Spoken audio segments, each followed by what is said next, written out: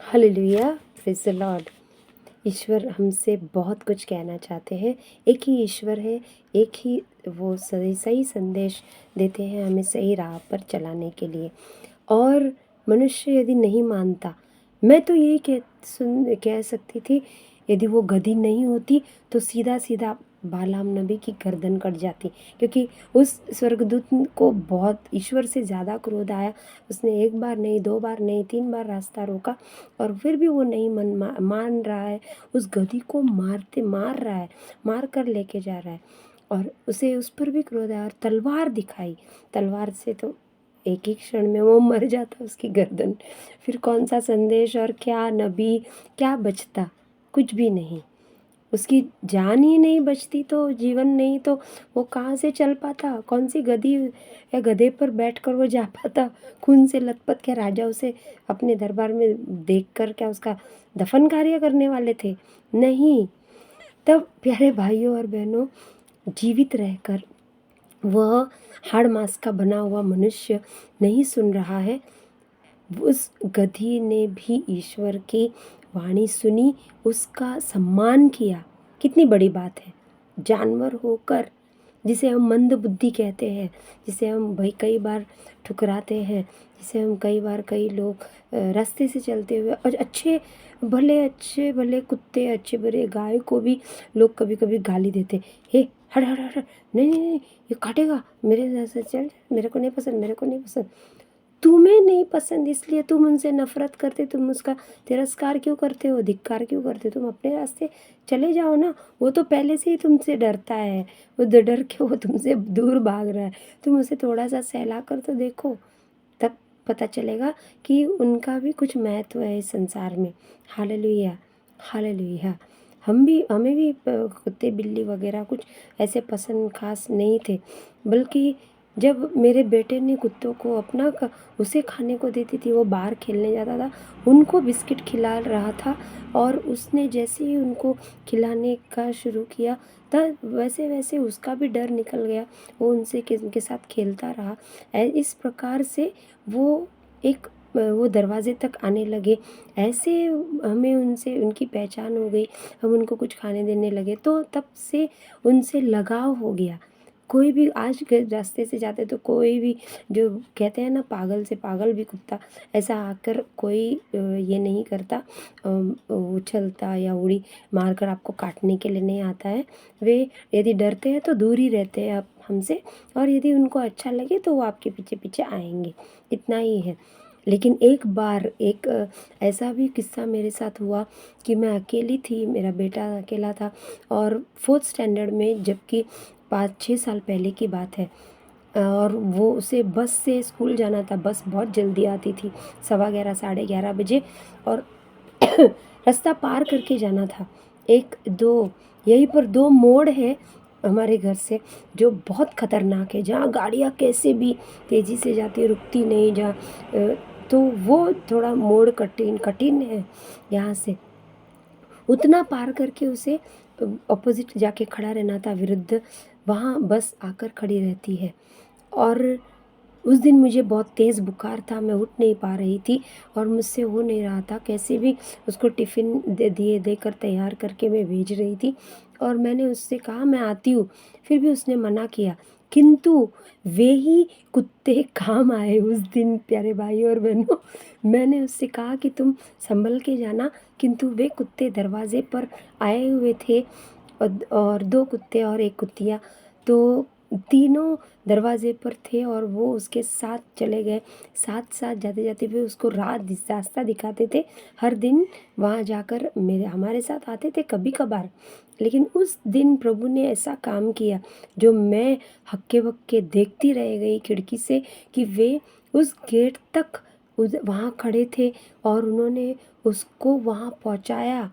रास्ता क्रॉस करके आगे से जा रहे लोगों ने भी देखा।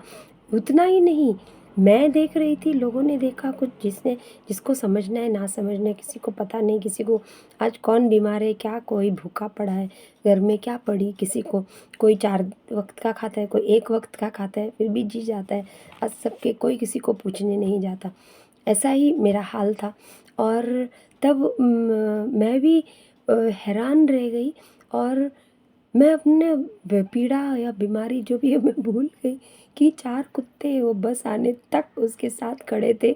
और बस वाली ने, जो बस में असिस्टेंट रहती है, उसने भी मुझसे कहा, आंटी आपका बेटा 4-4 कुत्ते लेकर आता है साथ में, हमें डर लगता है।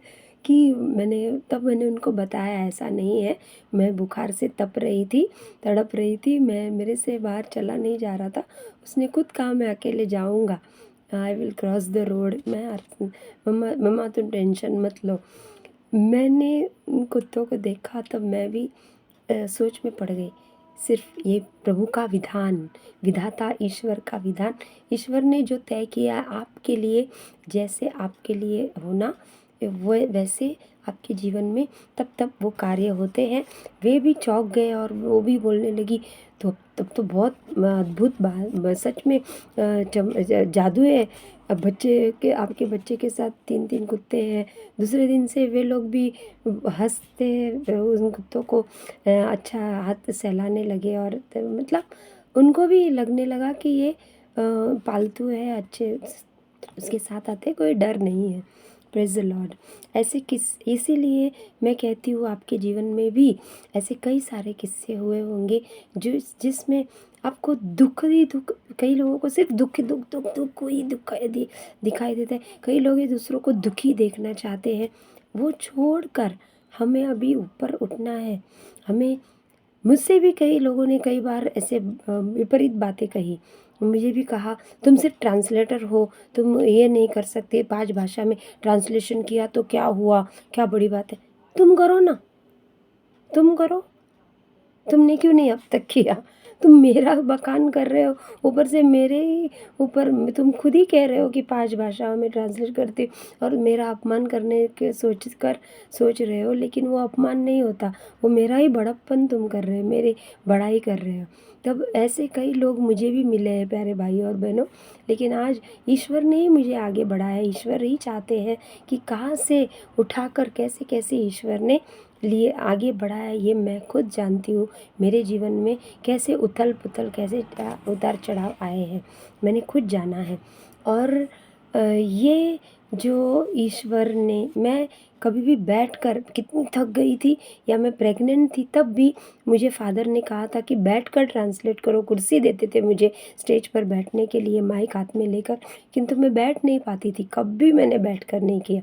अब मैं शायद थोड़ा बुढ़ापे की ओर चल रही हूँ, तो वहाँ मैं अब बैठकर ईश्वर के वचन का प्रचार कर रही हूँ। ईश्वर की स्तुति हो, ईश्वर को धन्यवाद।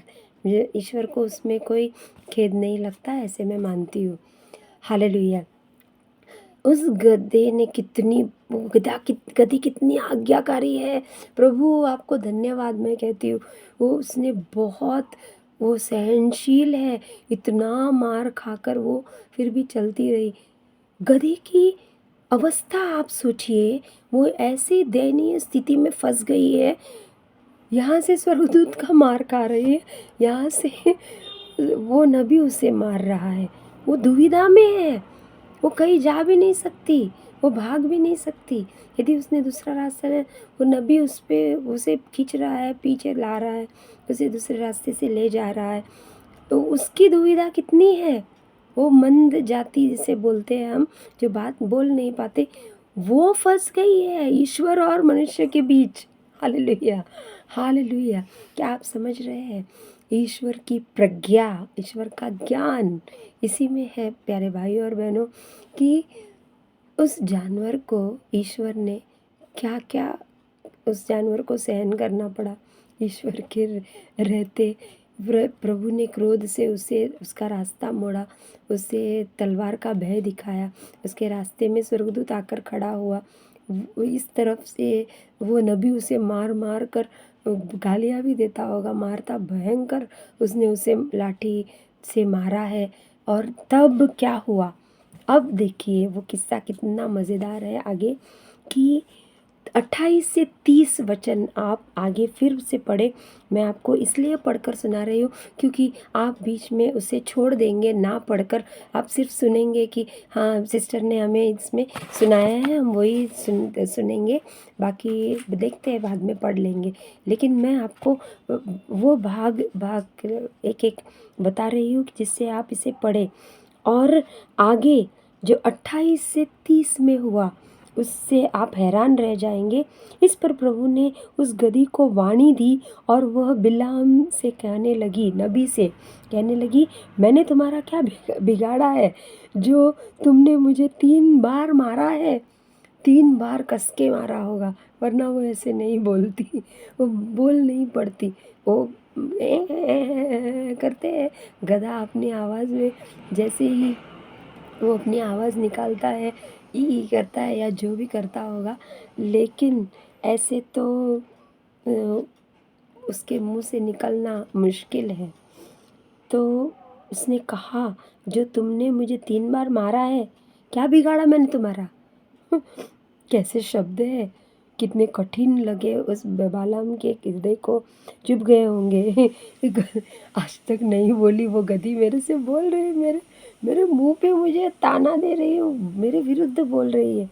29 वचन, बिलाम ने गधी को उत्तर दिया। वो अब जाके वो गधी से बात कर रहा है, पहले क्यों नहीं किया? मारने से पहले तुम्हें क्या परेशानी है? अच्छे से पूछ सकता था कि तुम्हें बहन, मेरी प्यारी गधी, तुम्हें क्या परेशानी है? तुम क्यों ऐसी कर रही हो? मुझे क्यों मेरा रास्ता मुझे जाने नहीं दे रही हो?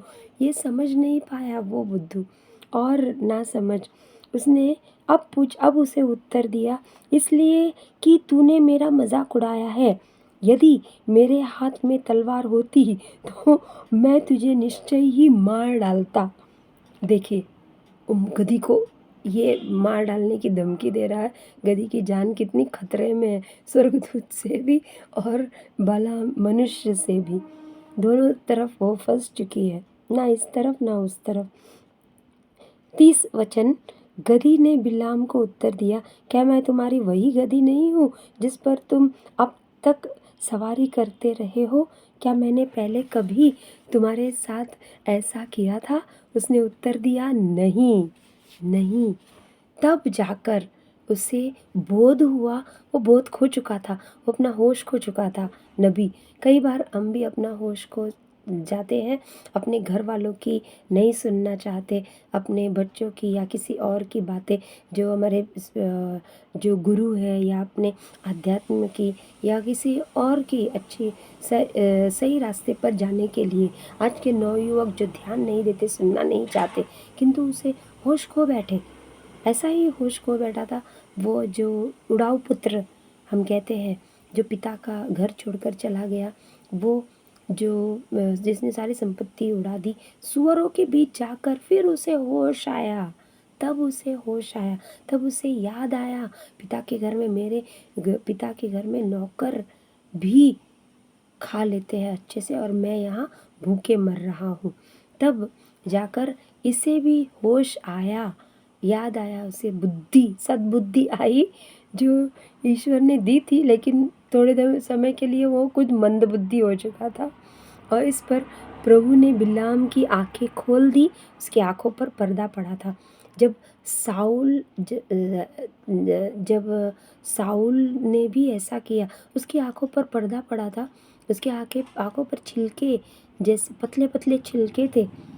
जब वो अंधा हुआ, अननियास के पास आए, अननियास ने को ईश्वर ने कहा, यीशु ने, कि मैं तुमसे कहता हूँ तुम जाकर उसके लिए प्रार्थना करो। और तब उसकी आंखों से हुए अंधेपन के छिलके, अंधेपन का जो पर्दा होता है ना, वो उसके आंखों से नीचे गिरे। इसकी आंखों से ईश्वर ने इसकी आंखें खोल दी। आंखों पर पर्दा पड़ना ऐसे होता है। कई लोग आपकी आंखों पर पर्दा पड़ने पर उसका फ़ायदा उठाते हैं, ऐसा न होने दें। कई लोग, एक मैं स्पष्ट कहूँगी यहाँ, ये ख़त्म होने पर एक और संदेश है। तलवार और उसने मार्ग पर प्रभु के दूत को तलवार खींचे खड़ा देखा। फिर देखा अंत में अंत में जब गधी से ईश्वर ने बुलवाया, तब उसने देखा कि अब यह ईश्वर कर रहा है, गधी नहीं। मैंने बेकार ही गधी पे वार किया, उसे मारा, उसे समझा नहीं, उसने क्या मुझे समझा नहीं या बताने की कोशिश की मैं किस रास्ते पर जा रहा हूँ, जा रही हूँ, वो सही है या नहीं, मुझे वहाँ जाना चाहिए या नहीं। हालेलुया। ये अक्सर हम तय करते ही हैं, लेकिन ईश्वर के लोगों को, ईश्वर से प्यार करने वाले लोगों को, और आप जो ईश्वर को प्यार करते हैं, दोनों तरफ से ईश्वर आपको प्यार करते हैं और आप ईश्वर को प्यार करते हैं, आप ईश्वर के प्यारे बनना चाहते हैं ईश्वर की नज़र में, तो दोनों तरफ से बैलेंस करना ज़रूरी है। आप अपनी मनमानी से जहाँ चाहिए वहाँ नहीं जा सकते। वहाँ जाएंगे कहीं हमारा पैर मुड़ेगा, कहीं हमें ठोकर लगेगी, चोट लगेगी, गिर जाएंगे। मैं भी एक बार कहीं गई, गिरी थी। मुझे बाद में याद आया शायद उस जगह पर ईश्वर नहीं चाहते थे मैं जाऊँ या क्या ऐसा। और कई लोगों के साथ ऐसा होता है, ये अनुभव लोगों को भी मिलता है। तब आपके साथ कुछ और बुरा ना हो, इसलिए ईश्वर हमारा वह रास्ता रोकते हैं कि तुम इस रास्ते पर नहीं जाओ।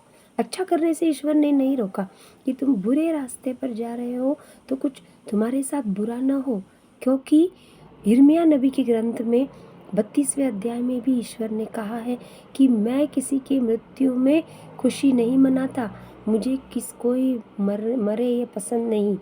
ईश्वर नहीं चाहते, यिर्मयाह के ग्रंथ में लिखा हुआ है कि ईश्वर किसी की मृत्यु में या किसी को कुछ बुरा हो अपने बच्चों को, वो कभी नहीं चाहेंगे। जैसे हम माता पिता होकर अपने बच्चे के लिए बुरा नहीं चाहते, भले ही बुरा बोलते होंगे या कभी सोचते गुस्से से, पर वे वचन हमें वापस लेने चाहिए, हमें उसको निष्क्रिय करना चाहिए। दिए कुछ भी अपने बच्चों को हमने बुरा भला कहा है आज तक, तो हमें वो सब वापस लेना चाहिए, उनसे उनके लिए हमें प्रार्थना करनी चाहिए ये ऐसा ना हो।